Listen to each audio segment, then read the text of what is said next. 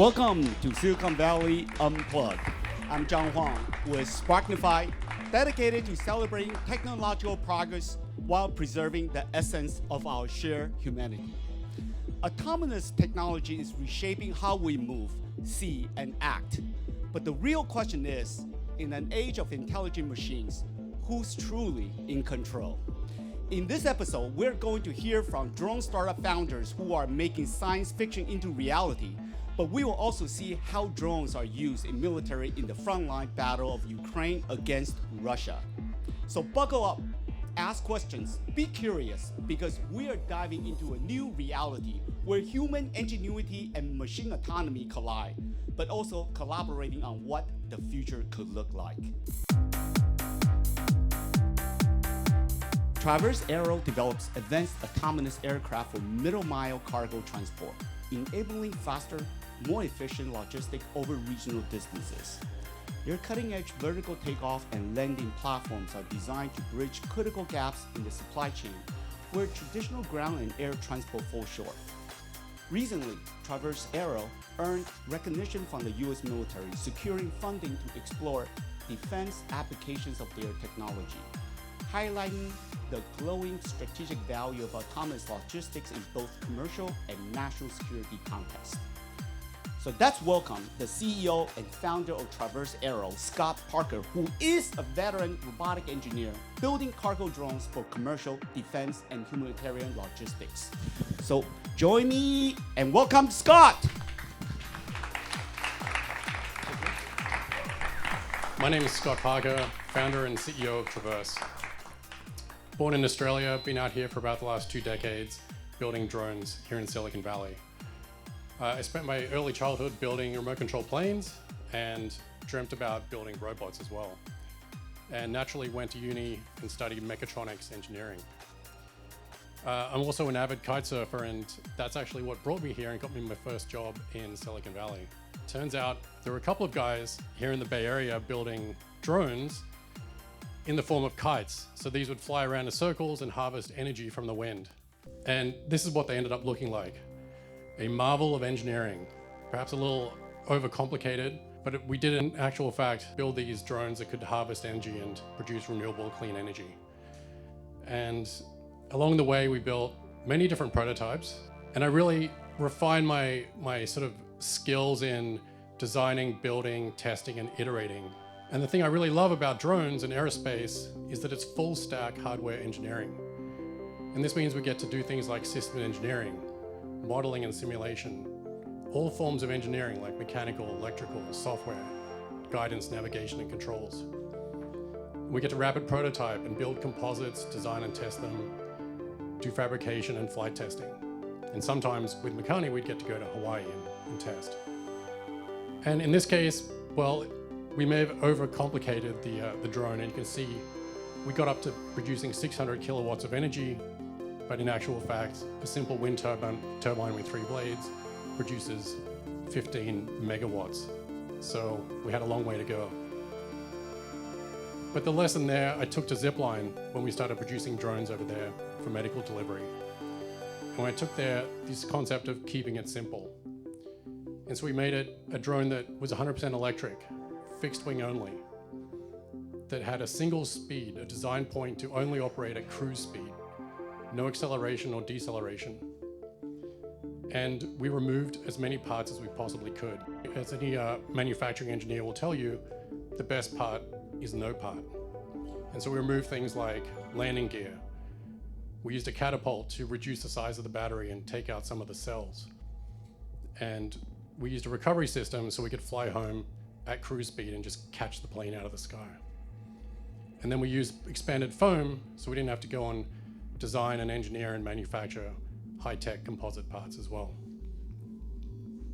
And I'd argue that that drone, that design is one of the most successful drones ever built, having flown over 100 million autonomous miles. And here's a quick little video of the drone taking off,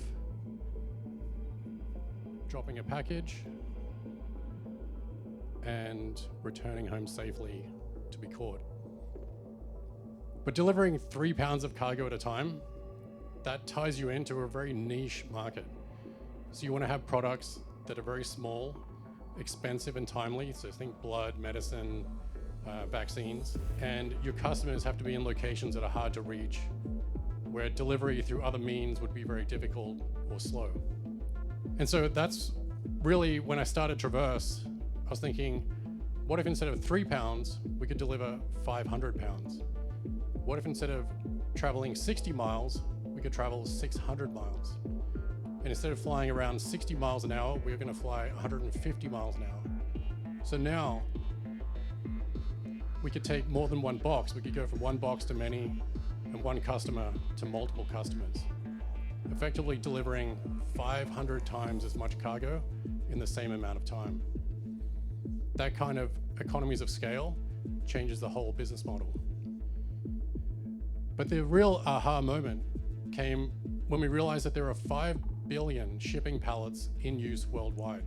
Nearly every product is shipped on a pallet as it leaves its factory, makes its way to its customer. That goes for commercial products, medical, and defense. And that's really where the Orca was born, an aircraft designed around transporting palletized cargo. It's long-range hybrid propulsion, simple and fast loading, using an industry-standard form factor for the cargo. And we use eVTOL, so we don't need runways or catapults. And now, with that kind of capability, we can service customers like first responders, manufacturing, construction, remote communities, and humanitarian aid. Here's a short video showing just how easy it is to load 500 pounds of cargo into the drone. We think we'll get this down to about 10 seconds to load and unload the aircraft. And so we've been building drones for a long time, and this is the sort of avionics stack that we've been using. Be very familiar to anyone that builds drones. You have an autopilot, some radio links, sensors, and actuators. You'll find those in any drone that's made today. On top of that, you'll find a mission computer, which is adding extra compute power to do things like vision, detect and avoid, and payload control. But the really exciting thing that's just become available in the last couple of years, that's really unlocking our access to the national airspace and enabling drone logistics, is what we're calling the multi-agent AI flight deck. This is AI-powered autonomy. And you can think of it a little bit like this.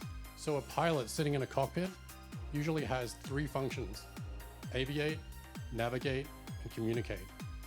And so we're breaking that down into 3 different AI agents, each one responsible for a different piece. The aviator focused on flying the plane. The navigator focused on route planning and rerouting, going around weather storms, picking places to land, and so forth. And the communicator talking to air traffic control, speaking to other pilots, receiving communication, allowing these aircraft to fly safely and reliably, and in an uncertain and unfamiliar environment. This is super exciting. It's only become available recently, but it's really unlocking the entire drone logistics industry. Thank you.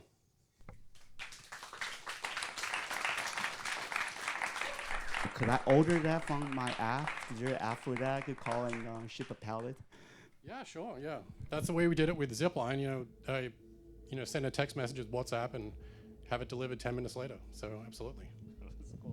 Any questions from the audience? So as you increase the weight, what extra safety precautions are you taking? Because if it falls down, somebody could get injured. Yeah, so the question was, as we increase weight, are we increasing safety and thinking about that? So the way to develop a drone without any history is to start in very remote regions. So think about, even flying over water. So if it falls down, the only thing that's going to get damaged is the drone. So we're looking at places like the Caribbean and, inter-island logistics, where there's a good use case, but it's a very safe environment to build up flight hours. Thank you. It was a beautiful presentation. A lot of important information we learned from you. Thank you. My question was related to the 3 types of AIs that are now being used, so the communication between the 3 of them. Yeah, so these are AI agents. So they're all existing, although they look like, brains inside of a computer. They're all within the same computer, acting together on board the aircraft. So the communication is not happening, over radio links or remotely.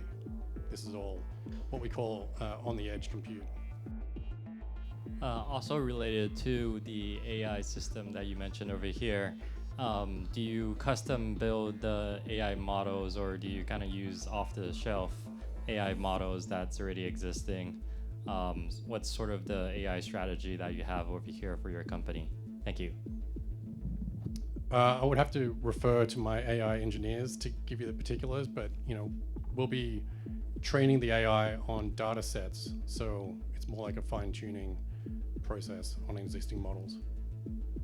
How it differentiate from the low altitude economy or the EVTOL, the electronic vertical takeoff? So there are many terms right now. How you identify or distinguish between those terms, or are they the same thing or same category? We would put ourselves in the low altitude economy. Yeah, so the Orca will be operating more like from a vertiport, between vertiports. So we're flying above the low altitude economy. I think if you're talking about the drones doing drone deliveries, we're going to be flying above them in the national airspace, so above 500 feet. And the only time we're below that is when we're coming in to descend and land at a vertiport. Thank you, Scott. That's giving a round of applause. Thank you, Scott.